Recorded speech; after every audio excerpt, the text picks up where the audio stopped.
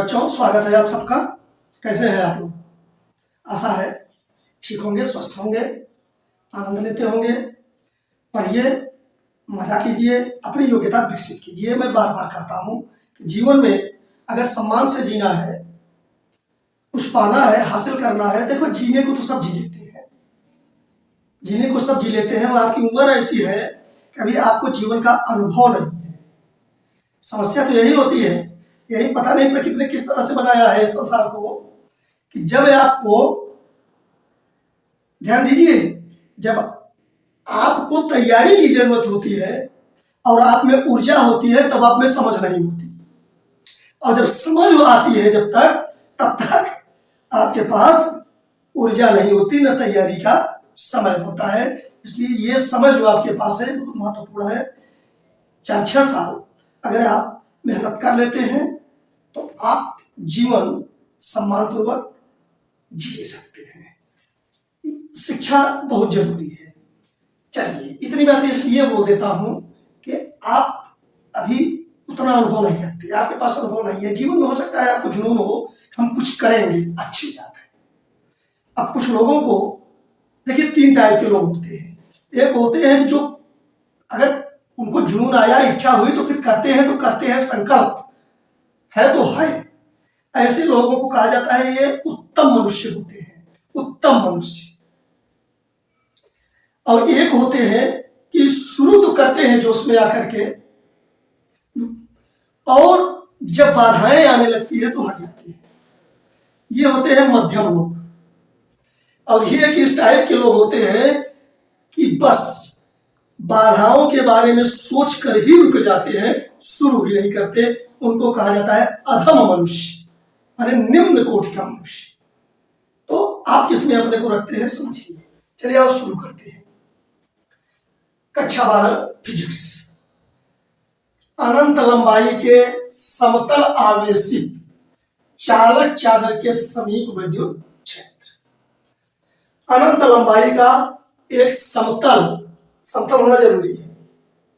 ऐसा नहीं कहीं उठा है, कहीं दबा है, इस स्थिति में विद्युत क्षेत्र प्रभावित होगा।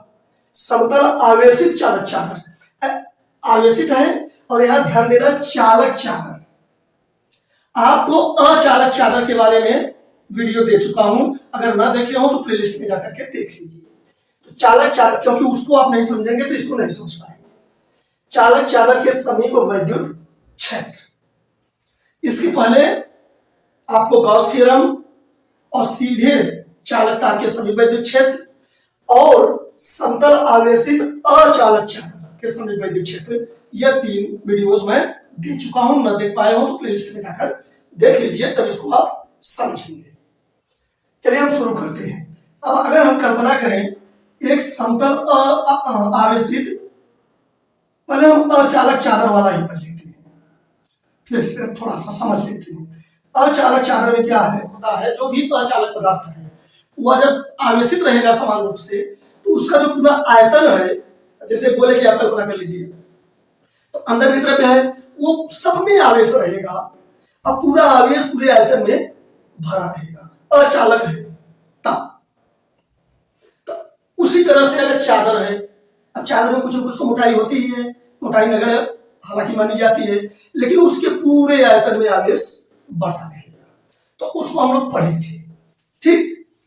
अब इसके कारण अगर यह आवेशित है और अचालक है, तो इसके नाते हम लोग पास में किसी दूरी r पर विद्युत क्षेत्र की तीव्रता E बराबर पढ़े थे, सिग्मा बाई 2 एप्सिलॉन नॉट।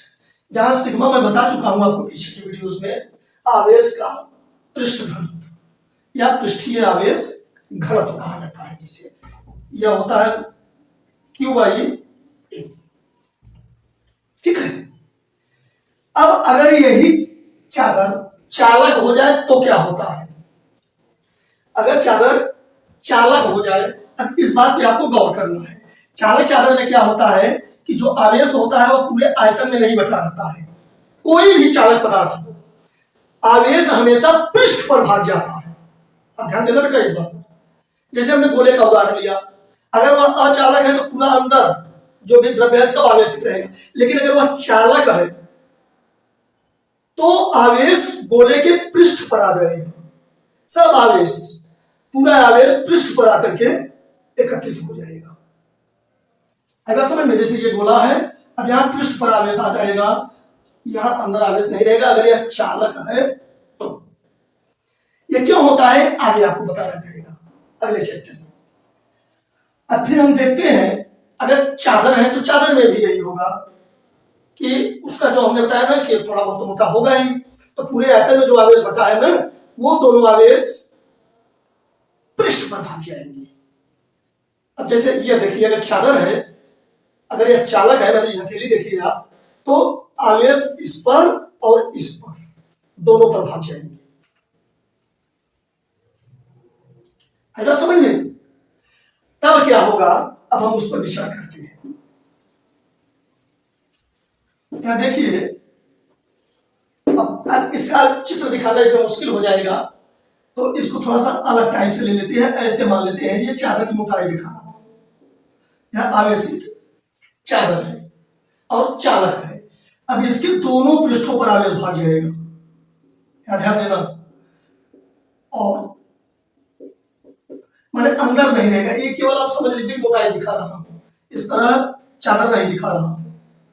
ये जो इसकी मोटाई होगी, जैसे ये देखिए बोर्ड की मोटाई, उसको मैं दिखा रहा हूं। अब बोर्ड के भी पीछे आवेश, अगर इसी को हम मान ले चालक चादर, तो पीछे वाले पृष्ठ पर भी आवेश और सामने वाले पृष्ठ पर भी आवेश। ठीक। अब अगर यहाँ हमें किसी बिंदु ए पर मान लीजिए वैद्युत क्षेत्र की तीव्रता देखनी है जो इसके समीप है, तो हम यहां से इसकी दूरी देखेंगे, मान लीजिए दूरी r है।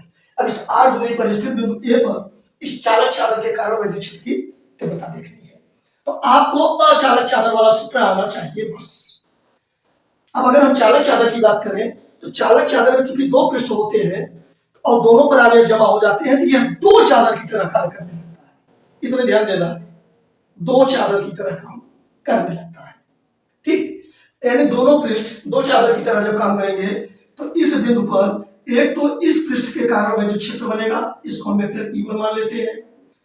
और यहां ध्यान देना, अब चूंकि मोटाई हमने बताया नगण्य होता है, अब इसी बोर्ड को ही देखो, अब इसकी अगर मोटाई नगण्य हो तो उस तरफ का जो आवेश है ना, उसका भी प्रभाव इस तरफ आएगा।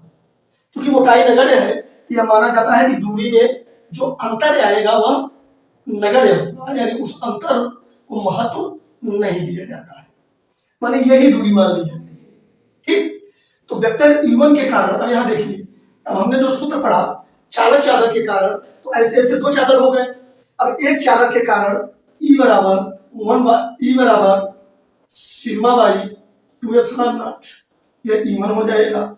इसी तरह से अगले के कारण भी, दूसरे वाले के कारण भी वैद्युत क्षेत्र इसी दिशा में जाएगा, वेक्टर E2, क्योंकि यह धनावेशित है और धनावेश के कारण हमेशा वैद्युत क्षेत्र बाहर की ओर, मतलब बाहर की ओर जाती है। इसको अलग इसलिए दिखा गया समांतर, ताकि समझ सके कि दोनों का प्रभाव देखा जा रहा है। अब ये दोनों समांतर है ना, समांतर मतलब वेक्टर आप पढ़े होंगे एक ही दिशा में माने जाएंगे, और जब एक ही दिशा माने जाएंगे तो इनका परिणामी निकालने के लिए इनको जोड़ दिया जाएगा। ठीक, और E2 के कारण भी यही प्राप्त होगा, सिग्मा बाई 2 एप्सिलॉन नॉट।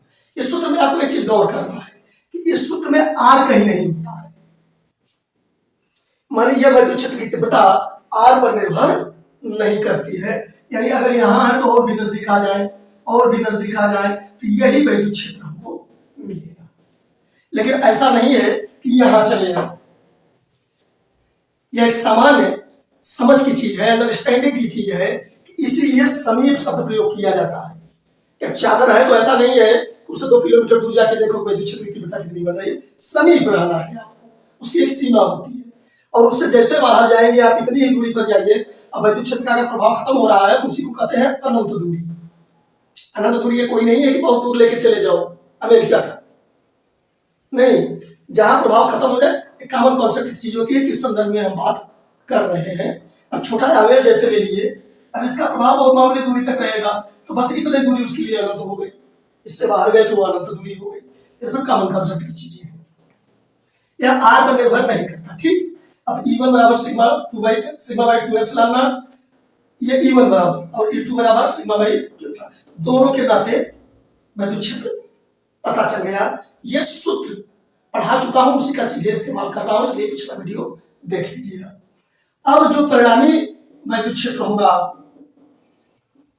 अब परिणामी वैद्युत क्षेत्र का परिमाण, या डायरेक्ट मैं परिमाण ले रहा हूं, परिमाण नहीं कहूंगा तो सदिश में दिखाना पड़ेगा। E बराबर, अब दोनों जुड़ जाएंगे, एक ही दिशा में है दोनों, E1 प्लस E2। अब E1 प्लस E2 का मतलब हुआ sigma by 2 epsilon not plus sigma by 2 epsilon not, यानी अब देखिए 2 सिग्मा, एक स्मॉल सिग्मा है, इसे स्मॉल सिग्मा कहते हैं, पीछे बता चुका हूं, बाई 2 एप्सिलॉन नॉट बराबर, अब देखिए 2 से कैंसिल हो जाएगा तो आ जाएगा बराबर, यहां लिख दे रहा हूं सिग्मा बाई एप्सिलॉन नॉट। यह होगा अगर चादर चालक है तब यह सूत्र होगा, और अचालक है तब सूत्र होता है E बराबर सिग्मा बाई 2 एप्सिलॉन नॉट। यह आप जानते रहिए, ठीक।